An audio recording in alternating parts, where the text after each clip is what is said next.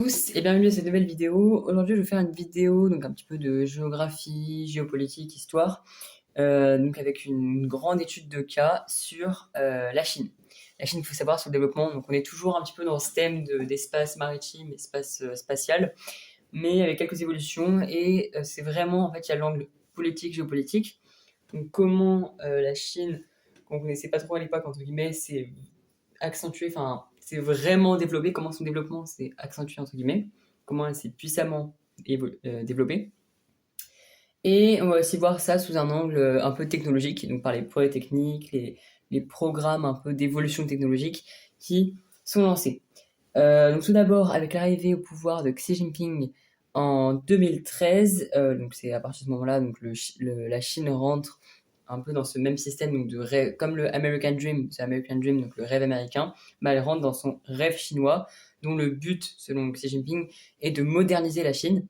Donc c'est pas le rêve dans le sens être heureux comme le simple rêve entre guillemets the American Dream, donc les Américains, mais là c'est vraiment le rêve de faire, de rendre la Chine vraiment une bonne politique, une Chine nationaliste, une Chine développée, technologique, excusez-moi.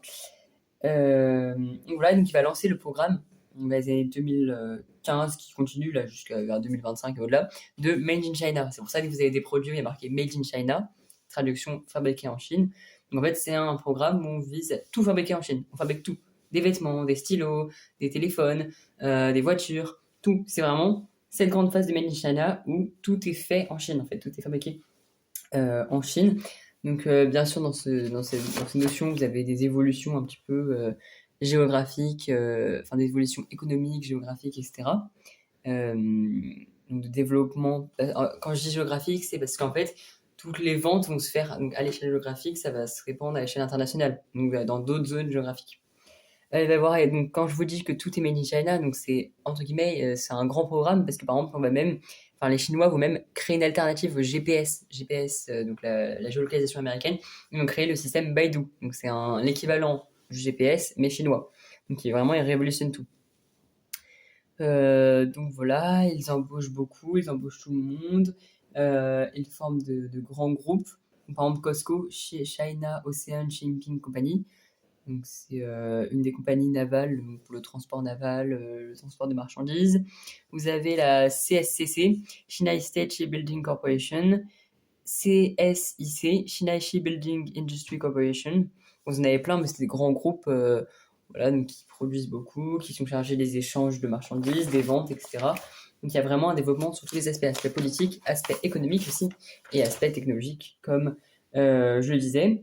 Ils vont également, donc on l'a vu précédemment dans dans la vidéo sur tout ce qui est espace maritime, espace spatiaux. Ils vont développer, bah, donc pour l'espace maritime, ils vont acquérir plus de sous-marins, des sous-marins performants, donc même des bateaux, etc., des navires. Pour l'aspect spatial, ils vont lancer enfin, ils vont envoyer dans l'espace des stations spatiales,